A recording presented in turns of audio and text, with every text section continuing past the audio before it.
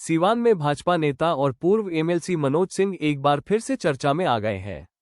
दरअसल सीवान नगर थाने के आंदरढाला ओवरब्रिज के पास अपराधियों ने मनोज कुमार सिंह के बहनोई चंदन सिंह के अलावा भगीना हर्ष सिंह को गोली मारकर जख्मी कर दिया। दोनों को इलाज के लिए सदर अस्पताल सीवान लाया गया, जहां चिकित्सकों ने भगीना हर्ष सिंह को मृत घोषित कर दिया था। वहीं बहनोई चंदन सिंह को बेहतर इलाज के लिए पटना रेफर कर दिया गया। इस घटना के बाद एक बार फिर से मनोज सिंह के परिवार की उस मर्डर का जिक्र होने लगा है, जो करीब 20 साल पहले की गई थी। साल 2005 में मनोज सिंह के भाई मृत्युंजय सिंह की 2005 में गोली मारकर हत्या कर दी गई थी। इस हत्याकांड के बाद मनोज सिंह अपने जिगरी और तब के बाहुबली सांसद मोहम्मद शहाबुद्दीन से अलग हो गए। मनोज सिंह का मानना था कि इस हत्याकांड के मास्टरमाइंड शहाबुद्दीन थे। इसके अलावा मनोज सिंह की लड़ाई हरिशंकर यादव से थी, जिन्हें शहाबुद्दीन का भी करीबी कहा जाता था। इसके बाद मनोज सिंह ने अपनी अलग राह चुन ली और राजनीति में भी हाथ पैर आजमाने लगे। इस दौरान शहाबुद्दीन जेल गए और बाद में उनका निधन हो गया तो मनोज सिंह का दबदबा सीवान में स्थापित होने लगा और सेंट्रल कोऑपरेटिव बैंक के चेयरमैन बन गए। मनोज सिंह सीवान की राजनीति पर अपनी पकड़ बनाने के लिए रघुनाथपुर सीट से चुनाव भी लड़े, लेकिन जीत नहीं सके। इसके 2023 में कोऑपरेटिव बैंक का चुनाव हुआ तो मनोज सिंह की राह काफी मुश्किल लग रही थी। ऐसे में मनोज सिंह के लिए शहाबुद्दीन की पत्नी हिना शहाब मददगार साबित हुई। भाजपा नेता मनोज सिंह ने 18 वोटों से जीत दर्ज की थी। मनोज सिंह ने अपनी जीत का श्रेय हिना शहाब को दिया। तब मनोज सिंह ने कहा कि पूर्व सांसद मोहम्मद शहाबुद्दीन अब दुनिया में नहीं रहे, जो कुछ भी अनबन थी वह उनसे थी।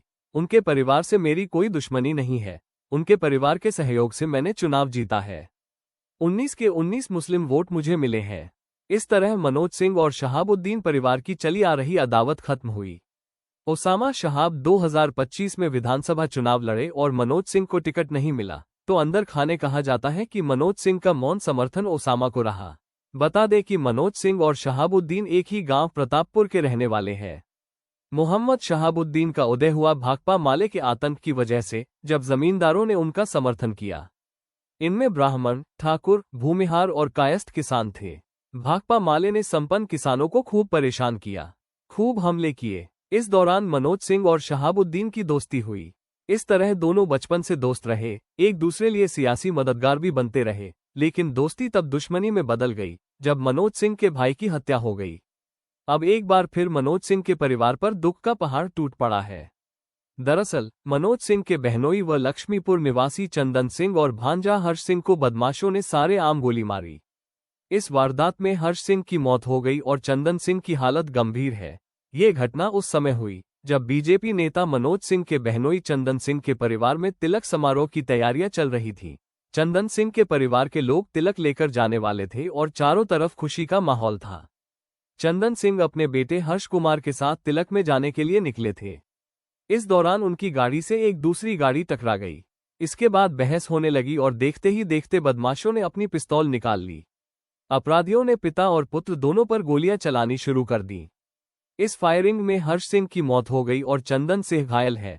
वारदात को अंजाम देने के बाद बदमाश अपनी कार में सवार होकर मौके से बड़ी आसानी से फरार हो गए, लेकिन मामला हाई प्रोफाइल और बीजेपी से नेता से जुड़े होने के चलते पुलिस एक्शन में आए।